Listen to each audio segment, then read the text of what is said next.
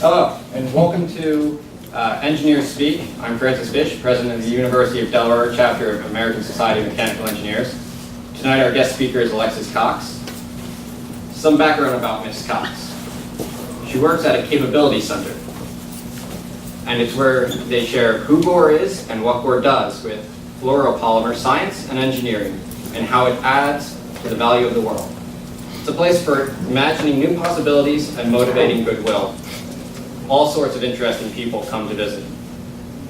Before graduating, Alexis had a couple of small engineering jobs. She worked one summer at a custom machine design company. She also worked on and off at CCM and the Army Research Lab during her time at UD. Unpaid, but with equal interest and commitment. She invested time in Formula SAE here at UD. Those were great cars and were great at getting her through college and making her more employable. She has the tetanus shots and the records for them to prove her involvement. She stuck her toes in the waters of research and manufacturing, even though she's not one of those people. She has been a process engineer, an applications engineer, a new product development engineer, and has done some business development work. With that, I would like to hand the podium over to Alexis Cox.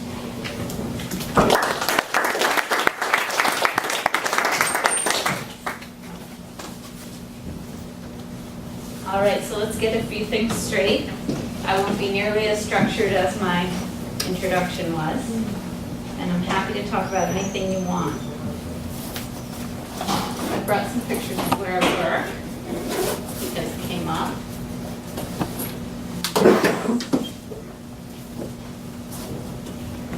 It's mediocre, but you get a sense of the space. So,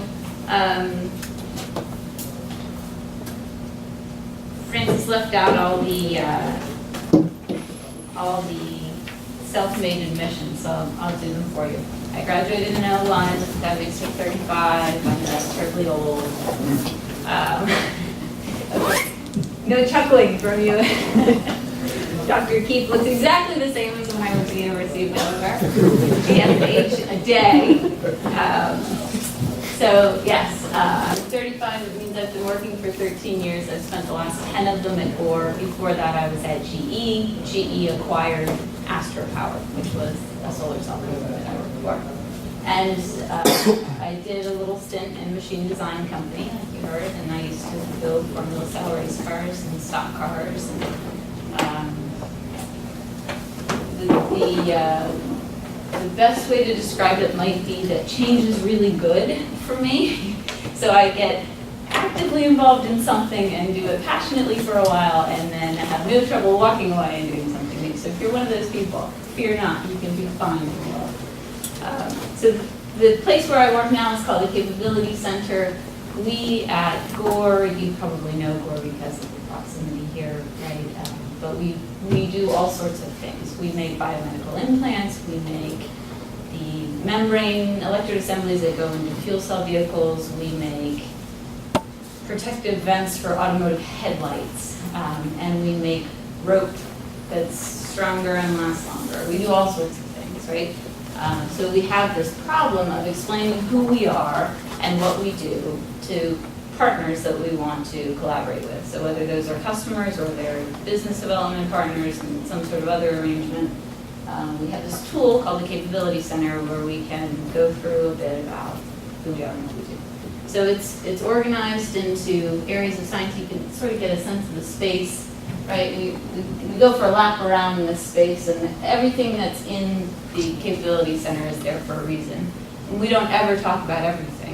So we have this ability to sort of pick and choose and tell the story that we want to tell. We have all the props. It's really just a stage. So we have a world of physics, a world of electromagnetics, a world of chemistry, a world of biology, and then we do a world of fluoropolymer science and a world of analytical science. And it's a pretty cool place. So you just get a look at it. We have hands-on demos. Let's see. So you see these things? So we have real products in front of digital screens because you can Photoshop anything, but engineers care more about tactile input, right? So the one thing that we're not is really good communicators. The way that we communicate well with each other tends to be through seeing and experiencing things. So I work in this place where we, rather than just go blah, blah, blah, blah, blah, blah, hand people examples and ask them to think, talk, play along, have fun. It's not to be too scripted. So, I figured I'd give you a look around. And this is a lot where people come in. So, just for fun, because you're looking at it and because this is what I do. The story of Gore starts with this funny polymer called polytetrafluoroethylene. You guys know it because you cook eggs on it, Teflon pans, right? DuPont's trading name. So we have this nice little introductory area in the lobby. It's better if you see it in person, so if you ever come interview, you'll probably see the space. We have a piece of rock here. It's called fluorite or fluorspar. It's a naturally occurring mineral. It's where all the industrial fluorine in the world comes from. Believe it or not, fluorine matters to people. The U.S. government keeps a stock of it so that we can get through any sort of world event we need to. Right? So there's a little piece of glowing rock. It's got a light underneath it. There's a pile of PTFE powder, and then there's an ePTFE membrane because Gore is known for expanded polytetrafluoroethylene. Right? This is the basis for Gore-Tex and a whole bunch of other products. Most consumers know us for Gore-Tex. But for fun, because we're looking at it, there's this big wall, right? And it's a microstructure. It's a scanning electron micrograph. We're zoomed in 40,000 times, and we're looking at what that membrane or something like it would look like if we zoomed in. So that wall is 50 feet long, and if we scale it back down to actual size, we're looking at a microstructure that would be in the width of 3 human hairs. Right?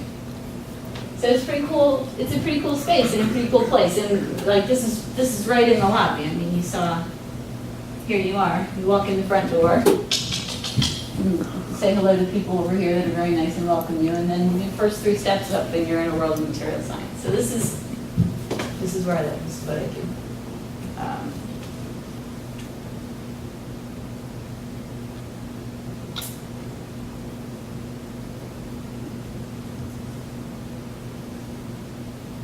Before I talk about other random things, does anybody have questions? I'll just stop it on the mic. Actually, save your questions until the end. There Oh. will be a time and a place to ask your questions. So if you have questions, I'm a rule breaker. write them down, memorize them. We will have time at the end for that. All right.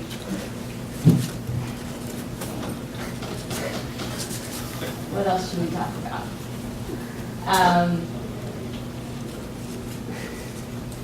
I'll tell you an entirely different sort of story, right? So mechanical engineering, you go learn all this stuff. You learn fluid mechanics, and heat transfer, and mechanics of materials, and composites, or whatever you're interested in along the way. And then you go off and get a job. And my advice to you on picking your first job, by the way, is choose based on your personality. Companies have personalities.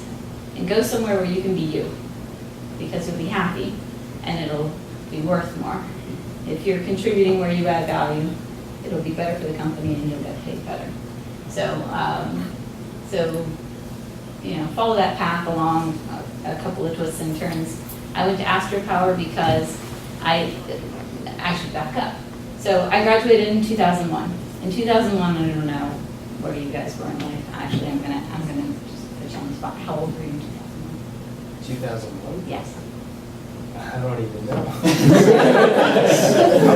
right, why did the math come me? Seven. I was 7. 7? Yeah. Okay, all right. Wow. Okay, so you were 7. All right, so when you were 7, you probably didn't know it, but the hiring market for engineers was fantastic. We were getting jobs left and right. We went to job fairs and we'd walk away with offers. I mean, I had a dozen offers. And everybody was looking for engineers. Everybody was looking for mechanical engineers, and the times were great. And so I'm looking at all these companies and interviewing and talking to people that are asking me questions about what I want to do and where I want to go and how I'm going to spend my time. And nobody told me how to pick a job. said, oh, well, yeah, you're gonna have choices, right? I just figured, like, work like hell, get good grades, do something fun, get a job, like a job. So then I had 12 offers, right? And I muddled my way through it by choosing what I didn't want to do, where I didn't want to live, what I didn't want to spend my time doing. So I started saying no to all the companies that were in places I didn't want to live, and then I started saying no to all the companies that were doing things that I didn't really care that much about. And I kept saying no to all the companies until I said no to all the job offers I had. And then I interviewed for another one at Astor Power, and I walked into this teeny tiny little, it's not that tiny, but it was a small company, and there were a couple hundred employees. I walked in and I interviewed, and the place was alive, like buzzing. There were people everywhere doing stuff, running around, and I thought, I can do this. I don't know if you've noticed, but I don't stand still very well. So I joined Astor Power. I joined it because there was electricity in the air, and I just had a good feeling. And along the way, of the people that interviewed me, one was really impressive. So here's my second bit of advice to you. Spend your time around impressive people. There are lots of people in this world that are kind-hearted and wonderful and nice, and all those things are great. But if you're going to do something that you're excited about, if you're going to have big goals, spend your time around impressive people and pay attention to what they do. It matters. It matters a lot. So I take this little job at Astor Power. I spend some time there. Things are great, kicking along. And I should look at the timer since I know I'm okay. All right. Are we doing okay? Yeah, you All right, because I got to follow the rules. I'm not going to do it. Okay. So I take this job at a little company, and we grow gangbusters. We double in size in a year. And shortly thereafter, it all falls apart, right? We don't need to get into the hows and whys, but the books weren't quite right. And the business didn't work out. And I don't actually know the whole truth of it, so don't ask me. But suffice it to say, when you're young and you don't have any obligations in this world, it's the best time in the world to work for a company that's failing. Because everybody else is scared. Everybody else has to pay the bills. Everybody else has a family. Everybody's got these like burdens, and you're unburdened. So I find myself in this spot in a company that's going south, and I'm like, hey, all right, let's go.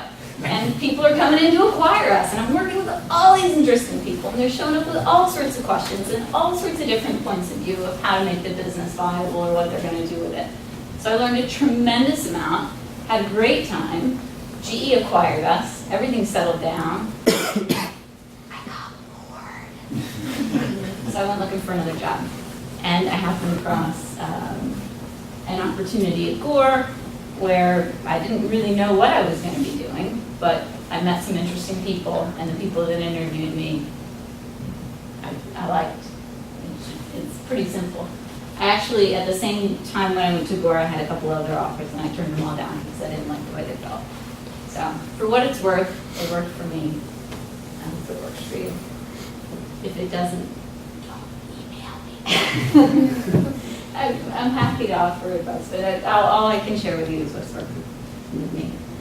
So, how are we doing? We've got plenty of All time. right. I'll start signaling you. Okay, I'll just keep checking back. So what other things are interesting to talk about? When you have a job, what the heck do you do? And what do you get measured on? And that's a fair question. So I was under the impression, and it's sort of just an implicit assumption, that once you're hired into a job, that's what you get judged on. Here's the job description, there's your box, go stand in your box, do your job, and they're going to judge you on that. That's not how it works. That's not how it works, though. If you expect to be recognized, meeting your job commitments is the price of entry. Don't let anybody tell you otherwise. You're sub-optimizing. Once you figure out what's going on in the little world where you work, and you can understand enough to get your job done, find where you can add value, and do that. be curious. It's sort of what we're built for, right? We're engineers. We show up and like, hey, I can break that. And I can fix it, and I can make it better. So do it.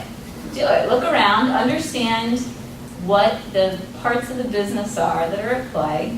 Get into the numbers, ask questions. It should be totally fair. Everybody around you should want you to know this because you'll make better informed decisions. So understand what's connected to what and where the weak link is and tear it apart and make it better. If you do that, people will start listening to you. So another thing that's sort of, I think, understated, maybe you know these things already, in which case, enjoy the pizza. Another thing that I think is understated is people come into the workplace and they think, I'm the one they wanted, they interviewed all these people, they hired me, this is great, it means people are going to listen to me. No, they're not. People are going to respect you. They should, hopefully. People will walk into every conversation respecting you. But people won't listen to you until you've earned credibility. So, credibility is earned through results. Results happen from doing something that adds value to the company. Companies are all in the business of making money. It's not that hard. So it's not that hard, but it's hard to see sometimes. So maybe these things are popping out of the woodwork at you. So yeah, if you want to add value, understand how things work. Find an opportunity that is something that you're interested in, because it makes it a heck of a lot easier to put 8 or 10 or 12 hours of your life every day into what you're doing. And then just follow your curiosity and know that if you're in new product development or new business development, that 90% of the curiosity is going to fail. Just do it with a smile. People don't really want to hear the other side of it. You can do whatever you want to do, but do it with a smile. It'll be fine. Everybody gotta learn something somehow. So, all right. Got about 5 minutes. 5 minutes. All right. Oops. What other? Whoops. Well, I don't know how much you want to just stare at the picture of microstructures.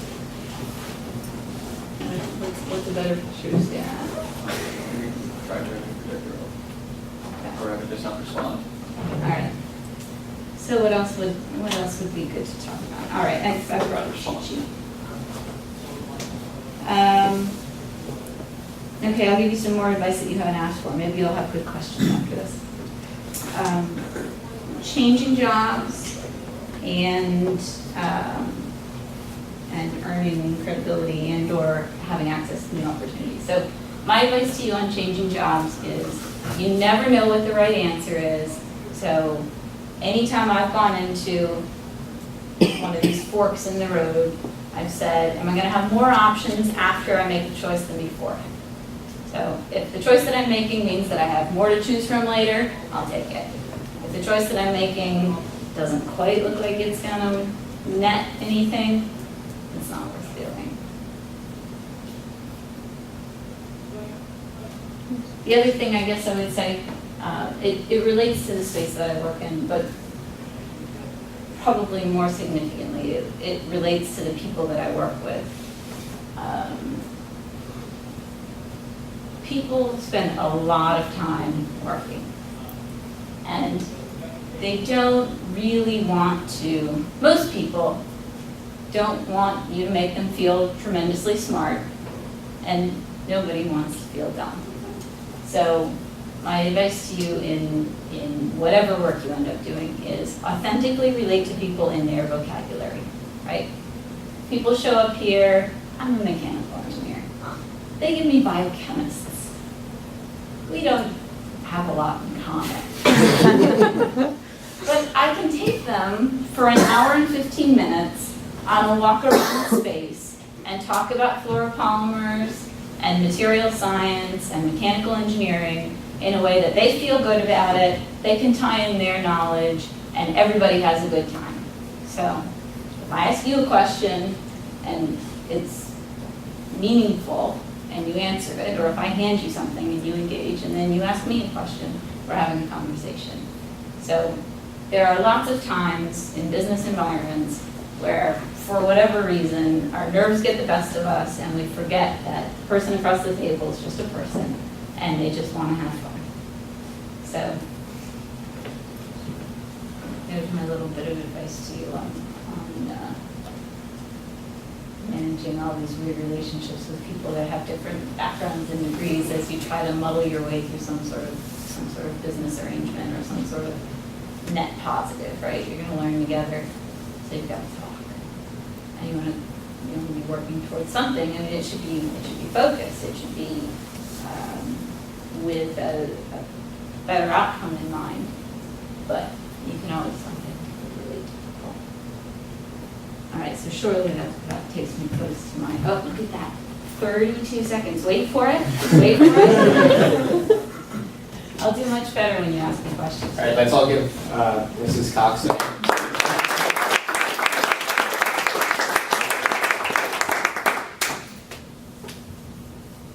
We're actually having some difficulties with the projector right now, so it will be remaining on during the question and answer portion.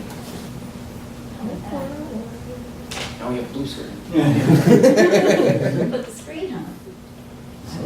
Yeah, okay. All right. So rather than stuff that I brought on, what would you like to know? All right. So this is the directed question portion. All right. Okay, he'll ask the question. I'll ask the questions. This is all being recorded so I can regret it later. Where, am I in your frame? Should Yeah. I move? No, you're okay. All right. All right. Gonna start out with a couple softballs. All right.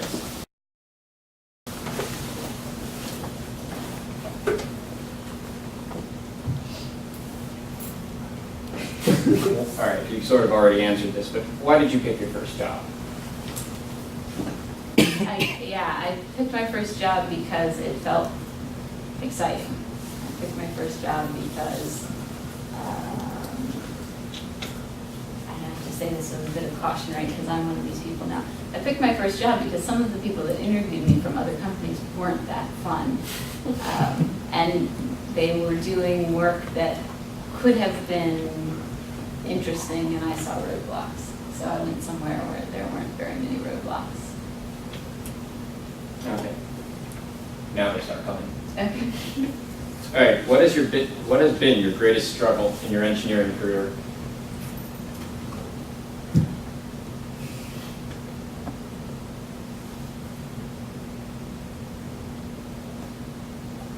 There's actually, it's a good question. We all have our weaknesses, and usually they come from our strengths. So I'm not the most patient person. And I would say that probably the thing that I have struggled with has either been not leaving others behind or not just going off and doing my own thing, right? And yeah, so I work on that. Okay. Sometimes it goes out. Now, I'll basically the same coin. What was the proudest moment of your career to date? It's not done yet. I hope not.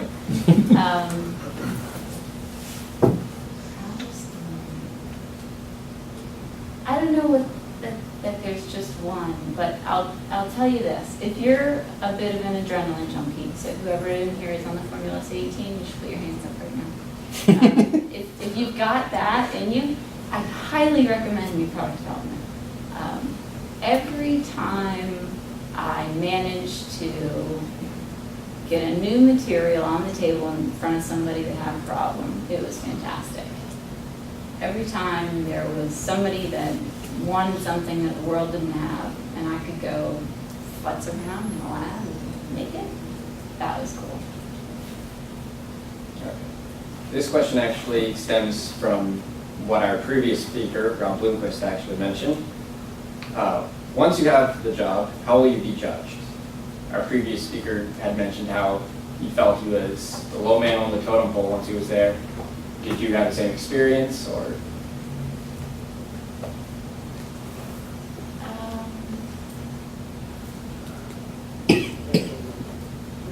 So I think a lot of it depends on your own worldview.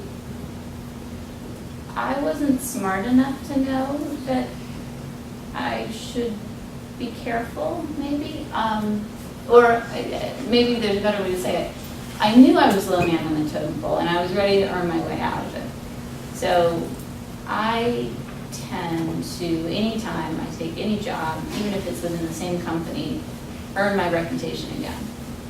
And I would highly recommend it. Because you do. You're working with new people, and they don't know if they can count on you. They don't know how much they can count on you. They don't know what you're going to do next. So I would say you get judged on results. That's the fair way to do it. Okay. All right. What got you into engineering? Stubbornness. Care to elaborate? I'm an Army brat. I have a very intelligent mother and a very intelligent father. No, they're both really bright. My relationship with my father was a little bit like this because we might have been sort of similar, except that I was mechanically inclined. And when I was in high school, I was forbidden to open the hoods of the cars. So I started building cars. And then I was forbidden to take auto body. So I started doing it after school. So there might have been a little, let's call it productive tension. I didn't know what I wanted to do. I went on a take your child to work day and followed a scientist around for a day and shook that off pretty quick. That was brutal. I was, he worked for 10 years on the same problem, and I can't do that.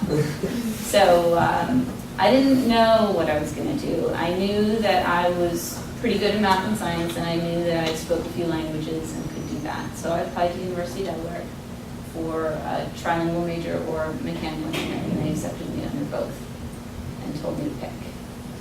And then one guidance counselor, and I wish I knew who it was because I should send them a bouquet of roses and a thank you note, said to me, it's easier to get out of engineering than into it. Here I am. By the way, what are the languages? Well, when I came to college, I spoke German, French, and Russian. Oh, okay. She's got most of the speed. All right. Is it difficult to earn a position in a field you have no prior work experience with, mostly pertaining to when you are a few years into your post-graduation career? So it's going to be a few of us, 1 year, maybe 2, we're going to be in this market. So hit me again with the first half of the question. So is it difficult to earn a position without any prior work experience for that position? No, it's difficult to get it, but once you're there, I would take it. I've switched industries 3 times, and every time it's just a new problem set. We're mechanical engineers, and most of you are. We're built for it. All right. Do you conduct interviews? I do. Okay. What are the top attributes and characteristics you are looking for students to portray when they come to interview with you? I like people to be able to tell me what they personally have done. I know that they coach you to say we, and I know they coach you to talk about teamwork, and that's great.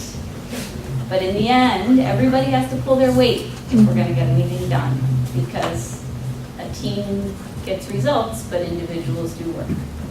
So I look for people that can tell me about a real problem, I don't care how small it is, and tell me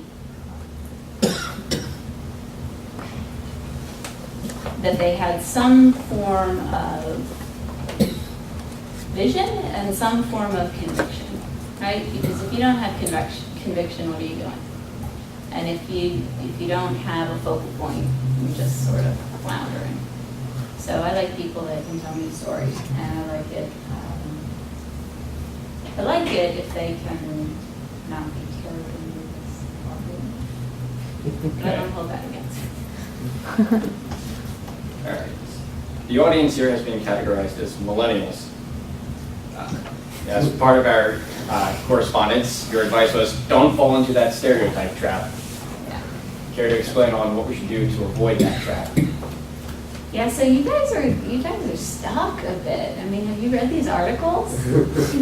You're lazy, you're focused, you don't believe you should have to earn anything, show up to work whenever you want. I mean, the articles that have been in the popular press about millennials are rough. And I got bad news for you. Corporate America is bought in, right?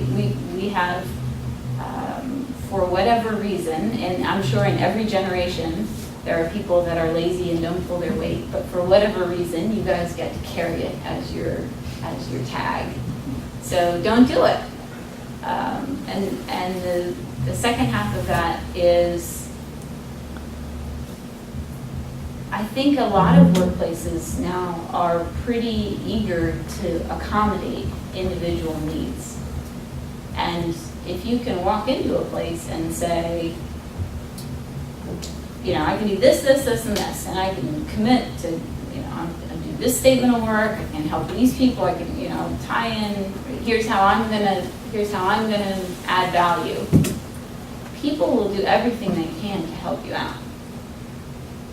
When they start calling you millennials, or when they start using the cliche stuff that people are writing in newspapers, it's probably not as simple as they change their mind. It's probably that you're not coming through for them. So I can give you a really, really recent example. The youngest member on my team decided to leave, and he gave us 1 week's notice over email while the rest of the team was in another country. And up until that time, everyone on the team had been supporting the heck out of him. We got back from that trip, we were jet lagged, we were tired, and we were fed up. So it just, people are going to do things, and for whatever set of reasons, they're going to make the choices they need to make in their life and do what they need to do. But you guys have this awful tag that's got a bunch of negative characteristics on it, and so my advice is don't feed it. Show people what you can do. Do it on your terms, but don't let your coworkers down, and it'll soften the Gen Yers. All right. So this question actually stems from something that Professor Thorstensen was talking about in class. Don't worry, it's not concept-based. Okay. All right, so he actually talked about an experience he had where he was the new guy in a position, and he was told, oh no, we don't do things that way. What's the best way to change things? Because some of us are stubborn and some need to be told sometimes, hey. All right. So there's probably two things that come out of that question for me. The first is when somebody says we don't do things like that around here, start listening. Because there's, whether they're right or wrong, there is a deeply entrenched belief that you're going to bump up against until you change it. So listen well and not listen so that you can get your next sentence in, just shut up and listen. Because people are keenly aware of what they've been through in the past, and we don't have that advantage when we walk into a space where we haven't been part of it, right? So there's a reason, and it may be wrong, but there's a reason. The second part is how to make change happen, and in my experience, and granted I'm one of the stubborn ones, and granted I'm one of the hard-headed ones, and granted I'm relentless, but in my experience, the best way to make change is to earn your credibility first, and then try to make change where it's not popular. So if you have a big idea, great, but you've got to have some people backing you up to flip the card over on something important. So listen well and earn it, and then go shuffle everything up. All right, this next question. Do you have any communication advice? Our last speaker talked about the importance of going and being able to communicate clearly with others, and he had actually recommended Toastmasters. Do you have any recommendations of your own?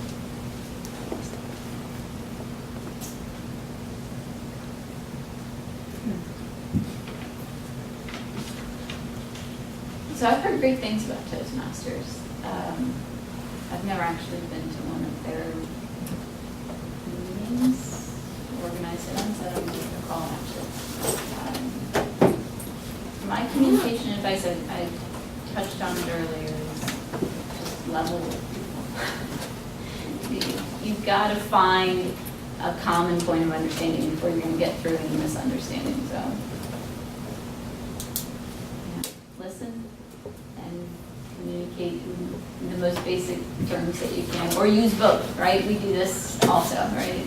I say to a chemist that we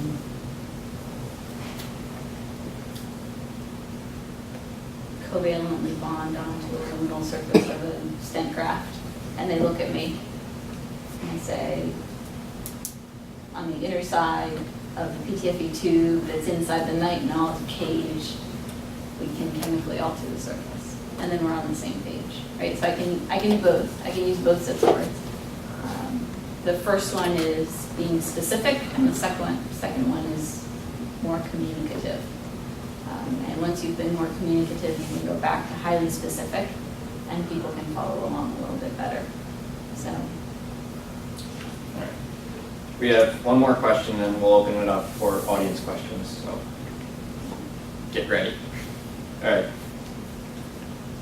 You're an alumni of UD, so we have to ask, what would you have changed about your college experience? I think you guys have already changed it. So you, a couple of weeks ago, took me for a lap around, Yes. right? And I walked into this fabulous machine shop that was unlocked. I was told here that machine shop was not unlocked, I gotta tell you. It might have been at 2 o'clock in the morning, but it wasn't during the time that we were being supervised. And you have a 3D print shop, and you've got these places where you can just take your shoes off and do whatever the heck you want to do, and take a pencil and draw on the floor or whatever you want. It's fantastic. It's fantastic. So to all that have been a part of it, I give you great credit. I think the thing that I would have changed was that I would have made the space work for students better, because we fought it a little bit. But that's why we built cars. That ends our directed question portion, and it now opens up to student questions. So you said, like the second or third question, that your biggest challenge was that you're stubborn and it makes it hard to work with people. I think I'm the same way. So I guess I was just wondering if you had any advice on how to overcome that, or how are you working to overcome it? So it's not so much that it's hard for me to work with people. I enjoy working with people. I do best, so I don't know if this is going to answer your question. Feel free to ask a follow-up. Sure. I have found that I do best when I'm working in a small group, or one-on-one with a couple of different one-on-ones, and those tie together.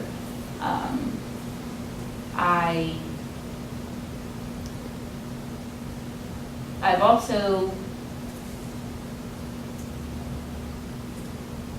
also learned great value in kickboxing, lifting weights.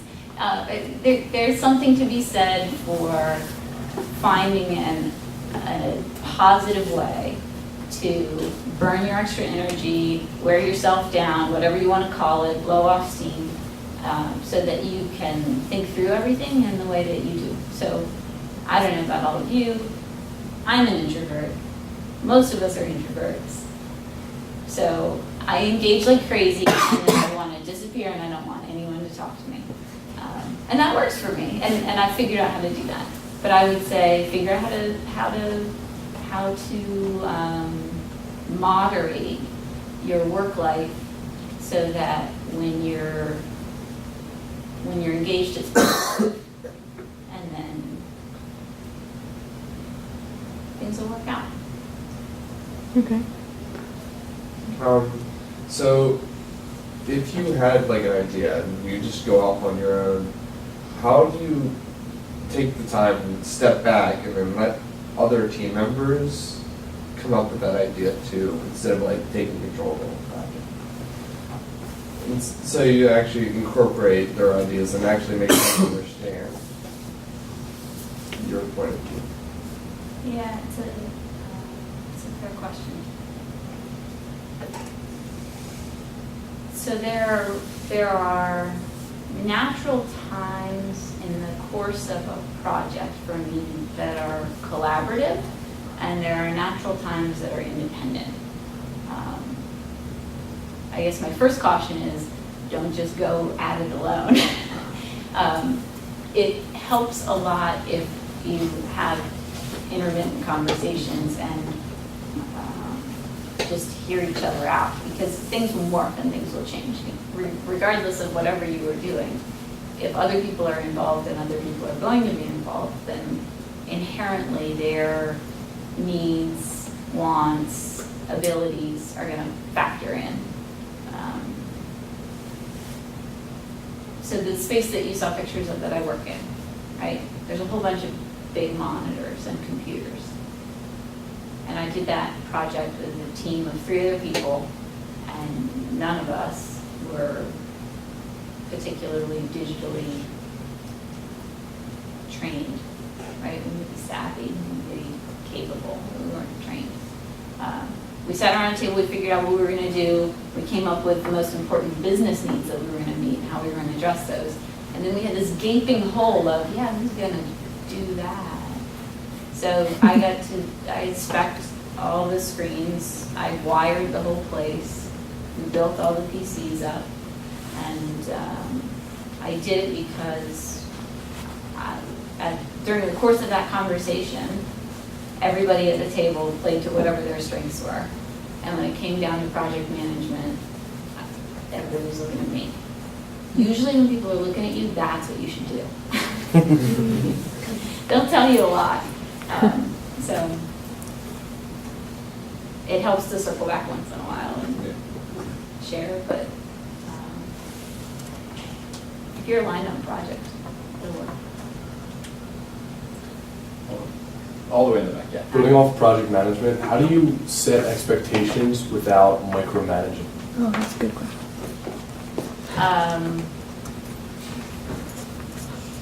Yeah, you wake up every day and you say, I'm not going to do that. I think the best way to do it is to have confidence in the team members and put work in the right hands, right? So if everybody knows that, whatever, August 15th, we're going to be done, and that means that my June, July, and August look like this, and your June, July, and August look like that, and his June, July, and August look like that, and her June, July, and August look like that. It's helpful to have a common understanding of whatever everybody's working on, but then you gotta let other people own it. Because I'm here to tell you, you will drive yourself nuts if you try to make sure that everyone's doing what they said they were gonna do. People have to live up to what they said they were gonna do. And the second answer is it's really hard to let people fail on your team. And I'm not good at it. I hate it. And I don't let big failures happen, but I let little failures happen.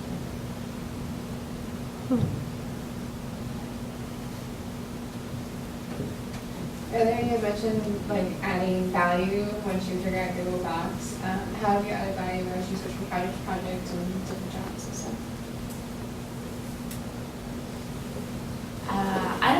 I just get lucky or if I just have too much energy, but it's just curiosity for me. It's just a question. I mean, the first sort of random, I like the word serendipity. A lot of people don't because they think it means it's pure chance, but I don't think serendipity is pure chance. I think if there's a set of circumstances that you find yourself in and there's an opportunity and you take it, that counts as serendipity. So I think the first thing that I happened across was working at Astor Power. We had piles and piles and piles of junk, scrap, that people were just going to store until they figured out what to do with it. And I mucked with it. I took some wafers that tested as ends and I put them through a heat treatment cycle and they came out and tested as P's. And all of a sudden we made $1 million. I didn't know it was going to work. I probably didn't even really think through what I was doing, but I had 15 minutes, so I tested something. So I didn't talk much about Gore, and there's an awful lot I could have. Bob Gore's infamous for this. If you have free time, measure something. Measure something. Learn something. Ask yourself a question. So yeah, just be curious. I mean, I can't tell you the number of times where something that I mucked with and didn't carry along in my suitcase, sitting in front of somebody at a table in a customer meeting, and we start having a conversation, and they say, well, can you? I go, yeah, I can. I shouldn't know that, but I was mucking around with something, and I made some samples. Yeah, I can do that. So if you can get out in front of things because of your own curiosity, you'll have endless opportunities. In your first job, do you ever feel like you were going to regret leaving and want to go back? Yeah, Well, let's So- specify a little. Your first job was at, oh, well, I'm referring to Astor Power, or the Astor Power GE job. Yeah, so let me frame that out for you a little bit. We went through the bankruptcy courts of Delaware and a total asset sale, and we had 3-ish suitors in that were thinking about acquiring the company. And during the course of that, the company had to look good on paper, which means you lay people out. So I saw 6 rounds of layoffs. I saw an engineering department go from at least 50 some odd to 4. And I was one of them still.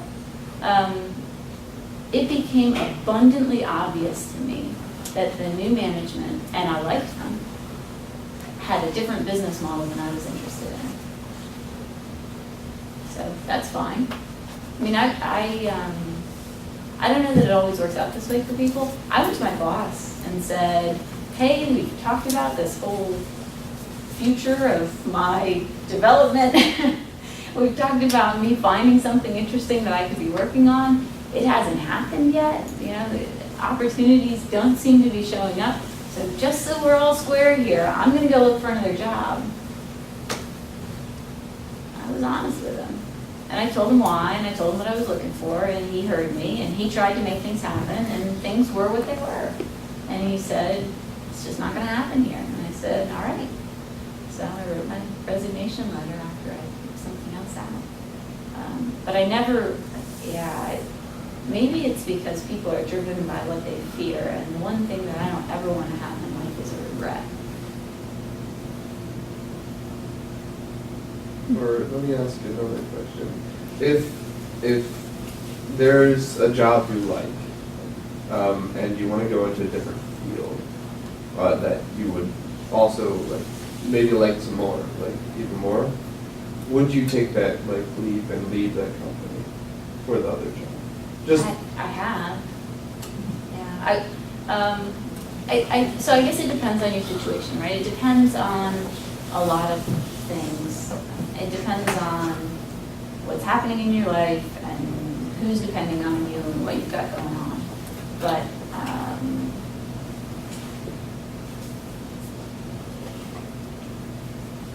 you can play your cards right, if you can be responsible financially, and if you're always sitting on a cushion, you never have to panic, right? If you always have 3 choices, you're never going to be stuck without any. So,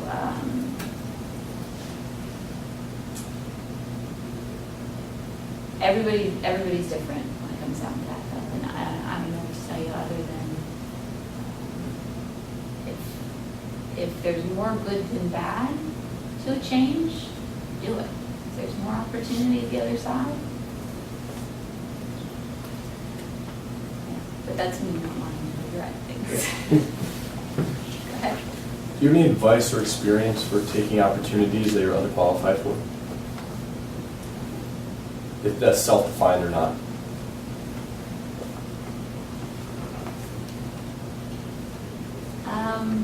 So I guess that's sort of tough.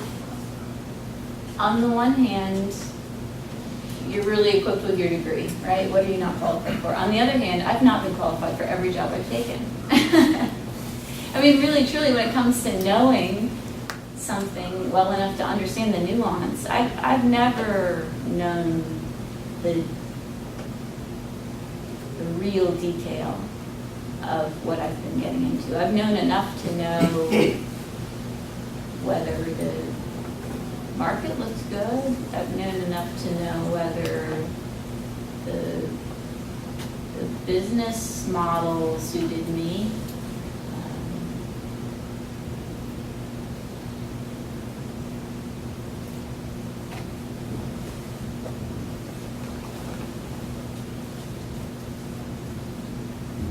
And maybe I'm just not far enough along to have walked into an opportunity where I thought I was super qualified.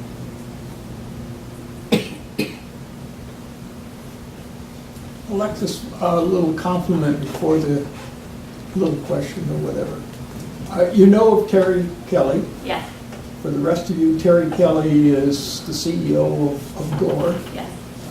Terry was at the 2014 Spring Career Day. Uh-huh. She was the keynote speaker. Your career advice beats hers, hands down. Okay, hands down. You got this recorded, right? This is wow. And afterwards, I can give you an example as far as that. But great advice. Great advice. Sometimes it's kind of come up the matter of it isn't what you know, it's what you can do. And for students, you're always thinking about knowledge, and you kind of have hit on that, but maybe you might go back through that in terms of it's not what you know, it's what you can do. Now, hopefully what you know can help you do, but it's not what you know. It's not what you know, and it's not who you know. This whole networking thing, let's just blow this myth out of the water. It's a bunch of malarkey. I mean, it's good to know people. It's absolutely good to have a whole network of people that you like working with, have worked with, want to work with, like working with you, value you. Absolutely, that's where jobs come from. But this idea that you go to conferences and trade business cards and somehow that's going to turn you into a superhero, just don't, just don't do that. I mean, your network, the strength of your network is in how far people will go to help you. And people are going to help you based on what you can do for them, and not in a cynical way at all. It's all opportunity based, but it is based on what you can do, and it is a case of people figuring out who you are and you figuring out who you are, and you figuring out where you play well and them leveraging you. So we all leverage each other. The running joke around GE was just call a few people, but don't let anybody know. At Gore, we say call anybody you want. It's the difference between the corporate hierarchy and the corporate lattice. But yeah, why call somebody because of their title when you can call somebody who doesn't answer? So what you do will get you far. Credibility points that you earn carry, and they last for years. It's amazing what people remember. And it's amazing what people forget. They'll forget all the daily stuff, and they'll remember where you went above and beyond. They'll forget that you did your job for years and years and years, and they'll remember that you picked them up on the side of the road when their radiator blew. Yeah.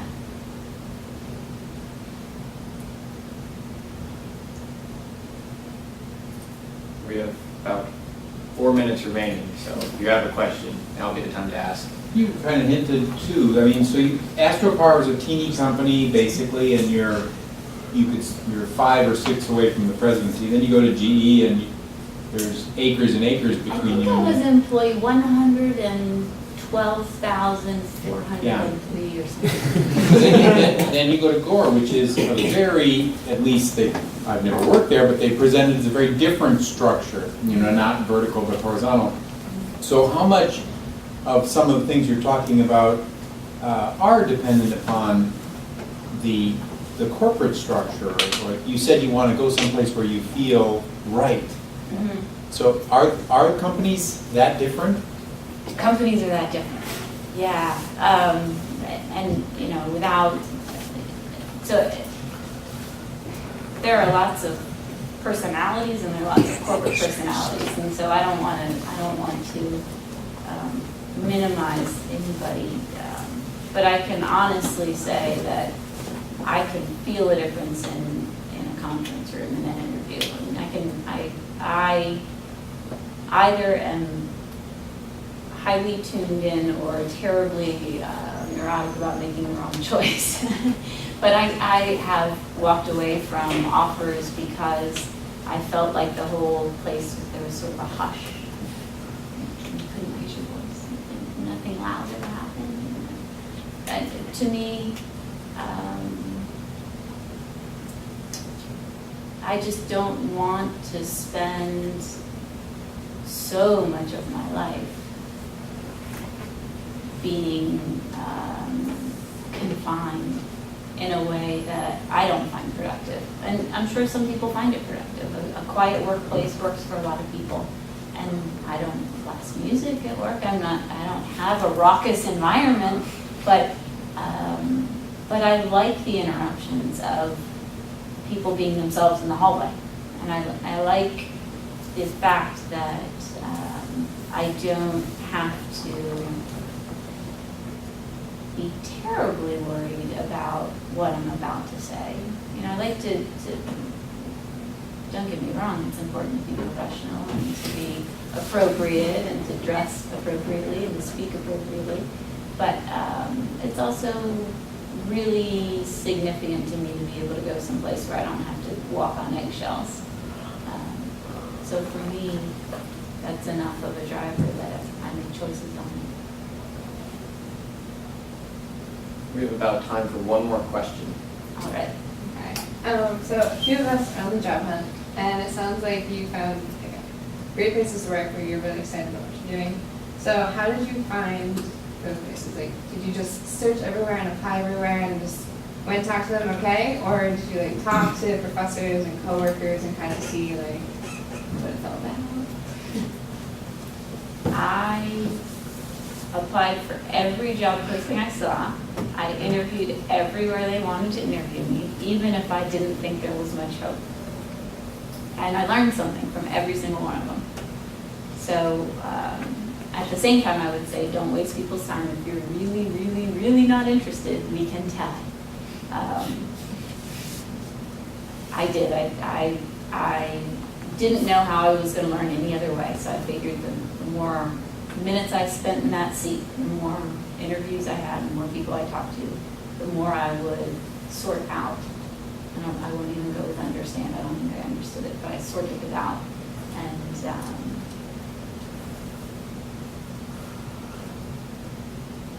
And the other thing I would say is if you always knew what you wanted to do, if you're one of those people, 7 years old, in school and said, I'm going to be a mechanical engineer, I'm going to design race cars, and that's what you're doing, great, God bless you. Get out of the way so the rest of us can muck our way through life. Because it's usually not that easy. I mean, it really isn't.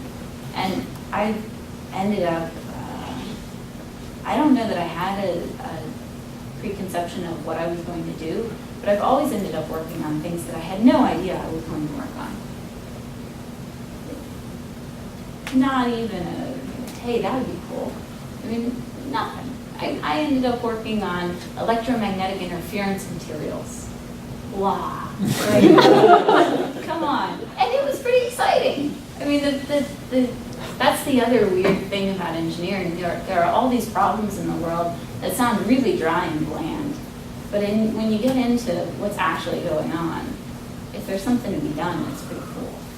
So, yeah, electromagnetic shielding.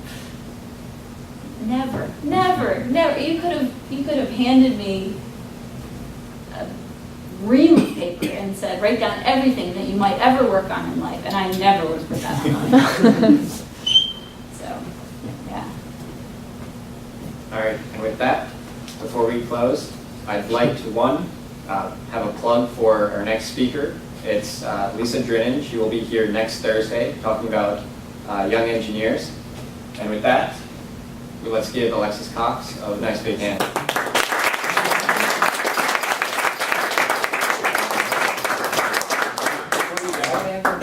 Oh, it's fine. Before you go, we actually have a little something to give to you. Okay.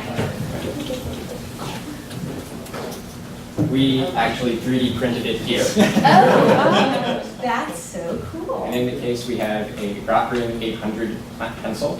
Okay. Okay, All those. I got it. So I know about house design. I'm gonna have to go do a fair amount of research. Fantastic. Thank you.